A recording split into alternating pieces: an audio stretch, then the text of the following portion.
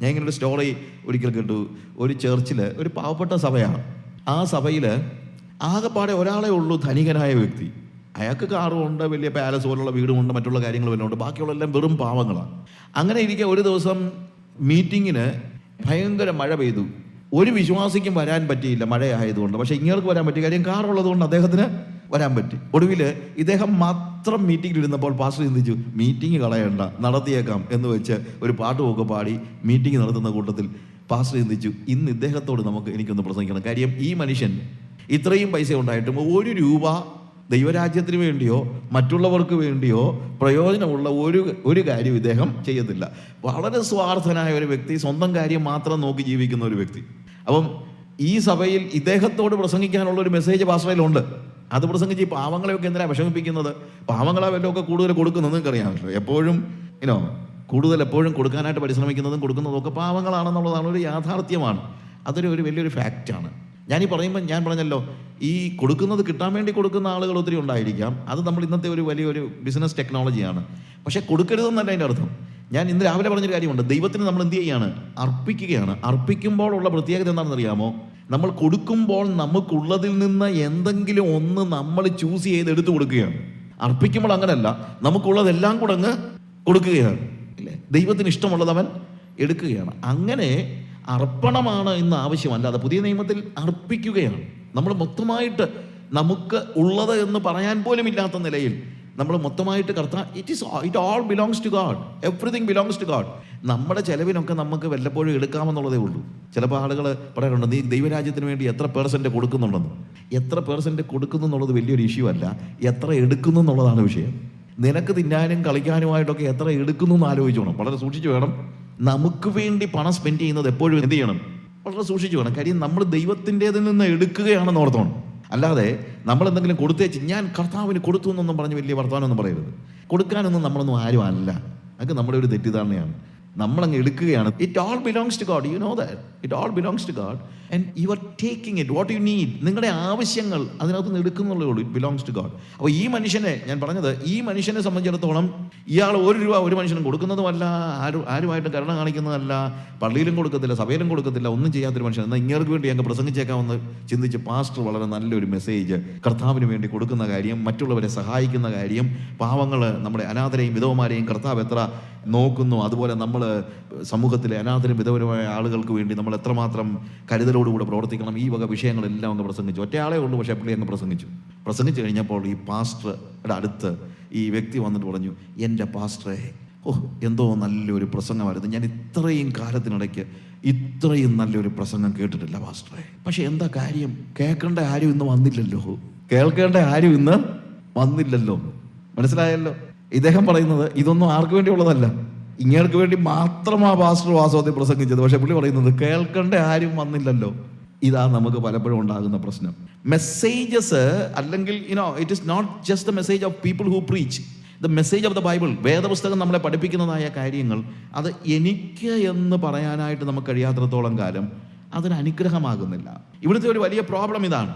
ഇന്നിപ്പോൾ എന്ത് പ്രസംഗിച്ചു കഴിഞ്ഞാലും, ഞാൻ മാനസാന്തരത്തെക്കുറിച്ച് പ്രസംഗിച്ചു കഴിഞ്ഞാൽ നിങ്ങൾ ഉടനെ തന്നെ ചോദിക്കും, ഇതെന്തിനാ ഇയാൾ ഇവിടെ വന്ന് പ്രസംഗിക്കേണ്ട, വല്ല സ്ട്രീറ്റിലും പോയി പ്രസംഗിക്കേണ്ട കാര്യമെല്ലാം കൂടെ എന്തിനാണ് ഈ നല്ലവരായ ഞങ്ങളുടെ അടുത്ത് വന്ന് നീ മാനസാന്തരപ്പെട്ടില്ലെങ്കിൽ എന്നൊക്കെ പറയുന്നത്? ഇയാൾക്ക് എന്ത് ഇത് കവലെ പോയി പ്രസംഗിക്കേണ്ട പ്രസംഗം എന്തിനാണ് ഇയാൾ വന്ന് ഞങ്ങളുടെ സഭായോഗത്തിന് വന്ന് പ്രസംഗിക്കുന്നതെന്ന് നമ്മൾ ചോദിച്ചു പോകും. അതാണ് നമ്മുടെ പ്രശ്നം. കാര്യം മാനസാന്തര പ്രസംഗം ആർക്ക് വേണ്ടി?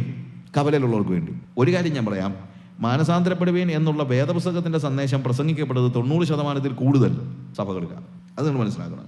അല്ലാതെ അതൊന്നും പുറത്തൊന്നുമല്ല പ്രസംഗിക്കപ്പെട്ടത്, സഭകൾക്കാണ്. എന്ന് തന്നെയല്ല, യേശുവിൻ്റെ അവസാനത്തെ പ്രസംഗം ഏതാണെന്ന് നിങ്ങൾക്കറിയാമോ? നമുക്കറിയാവുന്ന അവസാനത്തെ പ്രസംഗം എന്നാന്ന് ചോദിച്ചു കഴിഞ്ഞാൽ, നിങ്ങൾ ഭൂമിയിലൊക്കെയും പോയി സകല സൃഷ്ടികളോടും സുവിശേഷം പ്രസംഗിപ്പീൻ. എന്നാൽ ഞാൻ പറയാം, അല്ല. യേശുവിൻ്റെ അവസാനത്തെ പ്രസംഗം നമ്മൾ കാണുന്നത് വെളിപ്പാട് പുസ്തകത്തിലാണ്. 7 സഭകൾക്കുള്ള ദൂത്. അതാണ് യേശുവിൻ്റെ അവസാനത്തെ പ്രസംഗം വേദപുസ്തകത്തിൽ രേഖപ്പെടുത്തിയിരിക്കുന്നത്. അതിനകത്ത് 5 സഭകളോടും കർത്താവ് പറയുന്നത്, മാനസാന്തരപ്പെടുന്നില്ലെങ്കിൽ ഞാൻ നിന്നെ ആക്കിയിരിക്കുന്ന സ്ഥാനത്ത് നിന്ന് നീക്കിക്കളയുമെന്നാണ് പറയുന്നത്. ആ 7 സഭകളിൽ 5 സഭകളോടും കർത്താവ് പറയുന്നത് മാനസാന്തരപ്പെടുവിൻ എന്നാണ്. അതുകൊണ്ട് മാനസാന്തരത്തിൻ്റെ ദൂത് പുറത്തുള്ള കൊടും പാപികൾക്കാണെന്ന് പറഞ്ഞ് നമ്മൾ ഒരിക്കലും രക്ഷപ്പെടാനായിട്ട് നോക്കരുത്. It is for me and you. നമുക്ക് ഓരോരുത്തർക്കും വേണ്ടിയാണ് ദൈവം മാനസാന്തരത്തിൻ്റെ ദൂത് നൽകിയിരിക്കുന്നത്. അതുകൊണ്ട് ലോസ്റ്റ് എന്ന് വിളിക്കുമ്പോഴത്തേക്ക് we think that it is വലിയ കൊടും പാപികൾ, നമ്മുടെ ചുറ്റുമുള്ള കൊടും പാപികൾ എന്നുള്ള നിലയിലാണ്. അതുകൊണ്ട് അങ്ങനെ ഒരു പ്രസംഗം നമുക്ക് പെട്ടെന്ന് നമ്മുടെ മനസ്സിലേക്ക് കയറി വരുന്നില്ല. ഇനി വിശുദ്ധിയെക്കുറിച്ച് പ്രസംഗിച്ചാലോ? ഇന്നിപ്പോൾ കേൾക്കുന്നേ ഇല്ലല്ലോ നമ്മൾ വിശുദ്ധിയെക്കുറിച്ചുള്ള പ്രസംഗം. ഇയാളിപ്പോൾ ഏതാണ്ട് കൾട്ട് ഗ്രൂപ്പിലാണെന്നാണ് തോന്നുന്നത്. വിശുദ്ധി വിശുദ്ധി വിശുദ്ധി വിശുദ്ധി, വേറെ ഒന്നും പറയാനില്ല ഇങ്ങേർക്ക്. അതായത് ഇതൊന്നും സഭയ്ക്ക് വേണ്ട ദൂതാണെന്നുള്ളൊരു ചിന്ത നമുക്ക് ഉണ്ടാകുന്നില്ല. പ്രിയമുള്ളവരെ, നമുക്ക് നന്നാകാൻ വല്ല ആഗ്രഹമുണ്ടെങ്കിൽ ഈ പറയുന്ന മെസ്സേജസ് എനിക്ക് വേണ്ടിയാണെന്നുള്ളത് നിങ്ങൾ പറയണം. അതുകൊണ്ടാണ് ഞാൻ പറഞ്ഞത്, when we say the lost, കാണാതെ പോയതിനെ ആരാണ് കാണാതെ പോയത്? ഞാനല്ല കേട്ടോ എന്ന് പറയുന്നത് അങ്ങ് നിർത്തണം. ഞാൻ കാണാതെ പോയിട്ടുണ്ടോ എന്ന് നമ്മൾ ആലോചിച്ച് നോക്കണം. ഞങ്ങളല്ല എന്നൊക്കെ പറയുന്നതിന് മുമ്പ് നമ്മളൊന്ന് ആലോചിക്കണം, ആരാണ് ഈ കാണാതെ പോയ വ്യക്തി, അല്ലെങ്കിൽ ആരാണ് ലോസ്റ്റ് എന്ന് പറയുന്നത്. യെശയ്യാവിൻ്റെ പ്രവചനം 53-ാം അധ്യായം, യെശയ്യാവിൻ്റെ പ്രവചനം 53-ാം അധ്യായത്തിൽ യെശയ്യാവ് പറയുന്നതായ ഒരു വാക്ക്, അതിൻ്റെ 6-ാമത്തെ വാക്യം വായിക്കുമ്പോൾ അവിടെ എഴുതിയിരിക്കുകയാണ്, നാം എല്ലാവരും ആടുകളെ പോലെ തെറ്റിപ്പോയിരുന്നു, നാം ഓരോരുത്തരും താൻ്റെ വഴിക്ക് തിരിഞ്ഞിരുന്നു. നാം എല്ലാവരും, പ്രവാചകൻ പറയാണ്, നിങ്ങളൊക്കെ എന്നല്ല പറയുന്നത്. എന്താ പറഞ്ഞിരിക്കുന്നത്? നാം എല്ലാവരും തെറ്റിപ്പോയ ആടുകളെ പോലെ ആയിരുന്നു. All we like sheep gone astray. നാം എല്ലാവരും തെറ്റിപ്പോയ ആടുകളെ പോലെ ആയിരുന്നു. അവിടെ പറയുന്ന ഒരു കാര്യം, നാം എല്ലാവരും തെറ്റിപ്പോയിരുന്നു. നമ്മൾ പറയും ശരിയാ ബ്രദറെ, നമ്മളെല്ലാവരും തെറ്റിപ്പോയിരുന്നു. അത് ഇറ്റ്സ് എ പാസ്റ്റ് തിങ്, അത് പഴയ കാര്യമാണ്. ഓക്കെ, അത് പഴയ കാര്യമാണ് എന്ന് നിങ്ങൾ പറയുമ്പോൾ എന്തുകൊണ്ടാണ് തെറ്റിപ്പോയിരുന്നത്, അല്ലെങ്കിൽ എന്താണ് തെറ്റിപ്പോകുന്നതെന്ന് അടുത്ത വാക്ക് പറയുന്നത് എന്താണെന്ന് അറിയാമോ? വളരെ സിമ്പിളാണ് ഒരാൾ തെറ്റിപ്പോയില്ലോ എന്നറിയുന്നത്. നാം ഓരോരുത്തരും താൻ്റെ വഴിക്ക് തിരിഞ്ഞിരുന്നു, അത്രേ ഉള്ളൂ. നമ്മൾ തെറ്റിപ്പോയി എന്ന് പറയുമ്പോൾ അതിൻ്റെ അർത്ഥം എന്താണ്? നമ്മൾ നമ്മുടെ വഴിക്ക് തിരിയുമ്പോൾ we are lost, we have gone astray, നമ്മൾ നഷ്ടപ്പെട്ടു പോയി. അതാണ് അതിൻ്റെ സീരിയസ് ആയിട്ട് നമ്മൾ മനസ്സിലാക്കേണ്ടത്. അതുകൊണ്ടാണ് ഞാൻ പറയുന്നത്, ഇത് കൊടുംപാപികൾക്ക് വേണ്ടി മാത്രമുള്ളതല്ല.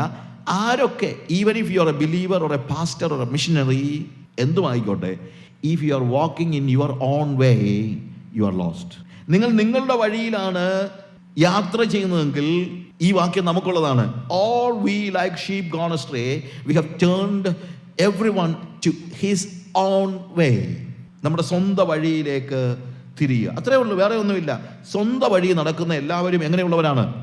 ലോസ്റ്റ് ആണ്, നഷ്ടപ്പെട്ടു പോയവരാണ്. സ്വന്തം വഴി എന്ന് പറഞ്ഞാൽ എന്താ? 2 വഴികളേ ഉള്ളൂ ലോകത്തിൽ. ഒന്ന് ദൈവ വഴി, 2 സ്വന്തം വഴി. That's all. ദൈവ വഴിയിൽ നടക്കാത്ത ഒരു വ്യക്തി ഏത് വഴിയിലാണ് നടക്കുന്നത്? സ്വന്തം വഴിയിലാണ് നടക്കുന്നത്. ഞാൻ ഒരിക്കൽ ഇങ്ങനെ സംസാരിച്ച കൂട്ടത്തിൽ എന്നോട് പറഞ്ഞു, അച്ഛാ ഞാനങ്ങനെ ദൈവത്തിന് നിരക്കാത്ത കാര്യമൊന്നും ചെയ്യുന്നില്ല അച്ഛാ, ഞാനങ്ങനെ ദൈവത്തിന് നിരക്കാത്ത കാര്യമൊന്നും ചെയ്യുന്നില്ല. ദൈവത്തിന് നിരക്കാത്ത കാര്യം ചെയ്യുന്നോ ഇല്ലയോ എന്നുള്ളതല്ല ഇവിടുത്തെ വിഷയം. ദൈവത്തിന് നിരക്കുന്ന വഴിയിലൂടെയാണോ നടക്കുന്നതെന്നുള്ള ചോദ്യം. നമ്മുടെ ചിന്ത പാസീവ് ആയി കഴിഞ്ഞാൽ പിന്നെ ഒരു പ്രശ്നമില്ലെന്നാണ്. അതായത് ഞാൻ വ്യഭിചാരം ചെയ്യുന്നില്ല, ഞാൻ കൊള്ള അടിക്കുന്നില്ല, ഞാൻ കള്ളത്തരം കാണിക്കുന്നില്ല, അതൊന്നുമല്ല ചോദ്യം. Do you walk in his വേ? അവൻ്റെ വഴിയിൽ, അവൻ നടന്ന വഴിയിൽ. അത് നമ്മൾ മനസ്സിലാക്കണം. നമ്മുടെ ചോയ്സ് എന്ന് പറയുന്നത് അത് ക്രിസ്ത്യാനിത്വത്തിൽ മാത്രമുള്ള കാര്യമാണ്. അവൻ്റെ വഴി എന്ന് പറയുമ്പോൾ അവൻ കാണിച്ചു തന്ന വഴി മാത്രമല്ല, അവൻ നടന്ന വഴി എന്ന അർത്ഥത്തിലൂടെയാണ്. എല്ലാ റിലീജിയനും നമുക്ക് നല്ല ഇൻസ്ട്രക്ഷൻസ് തരുന്നുണ്ട്. ഏത് റിലീജിയനെ നിങ്ങൾ എടുത്തു നോക്കിയോ, നിങ്ങൾക്ക് ആവശ്യമായ കുറേയേറെ നിബന്ധനകൾ എല്ലാ മതങ്ങളും നൽകുന്നുണ്ട്. മതങ്ങളുടെ പ്രത്യേകത ഇതാണ്, മതങ്ങളിൽ നിബന്ധനകളുണ്ട്, ആചാരങ്ങളുണ്ട്, പാരമ്പര്യമുണ്ട്. ഈ 3 കാര്യങ്ങളാണ് മതങ്ങളിലുള്ളത്. നിബന്ധനകൾ, റെഗുലേഷൻസ്, ആചാരങ്ങൾ, അതുപോലെ തന്നെ പാരമ്പര്യങ്ങൾ. അപ്പോൾ മതം നിങ്ങളോട് ആവശ്യപ്പെടുന്നത്, മതം ആവശ്യപ്പെടുന്നതായ നിബന്ധനകൾ അനുസരിക്കുക, ഒബേ ദ കമാൻഡ്മെന്റ്സ്.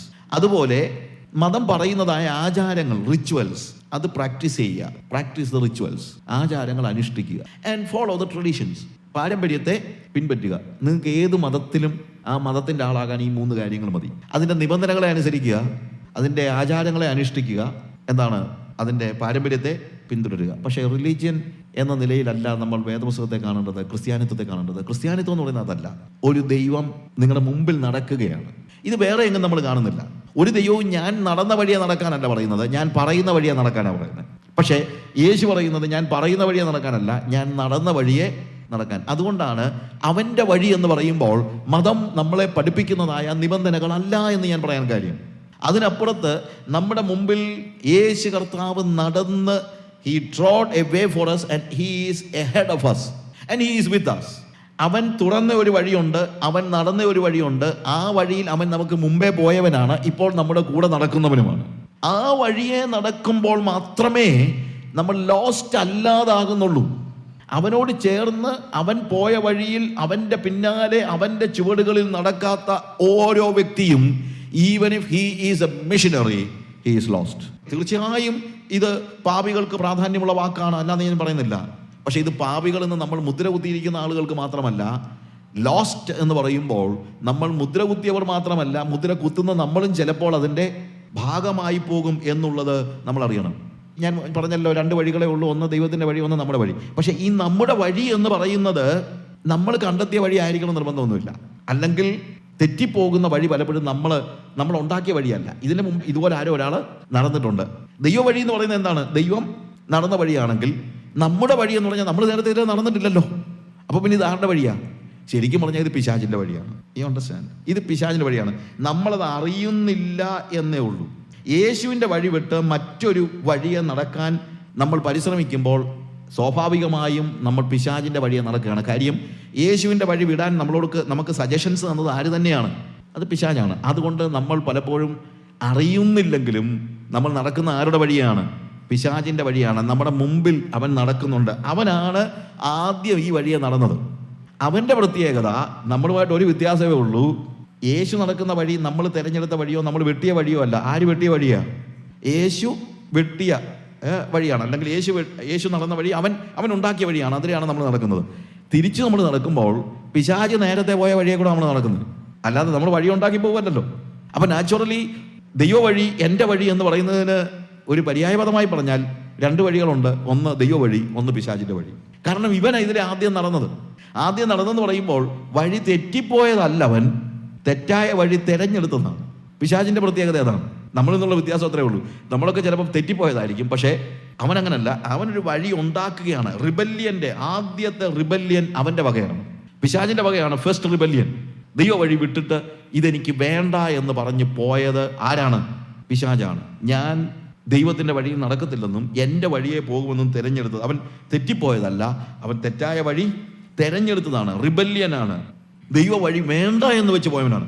ദൈവ വഴി വിടാനുള്ള ഏത് തീരുമാനവും നമുക്കുണ്ടാകുന്നത് പിശാചിൻ്റെ സജഷൻ സ്വീകരിക്കുമ്പോഴാണ്. അപ്പം നിങ്ങളൊരു പക്ഷേ പറഞ്ഞേക്കാം, ഞാനങ്ങനെ പിശാചിൻ്റെ സജഷൻ ഒന്നും സ്വീകരിച്ചൊന്നുമല്ല, ഇത് എനിക്ക് ഇങ്ങനെ പോകണമെന്ന് തോന്നി, അതുകൊണ്ട് ഞാൻ ഇങ്ങനെ പോയി എന്ന് നമ്മൾ പറഞ്ഞേക്കാം.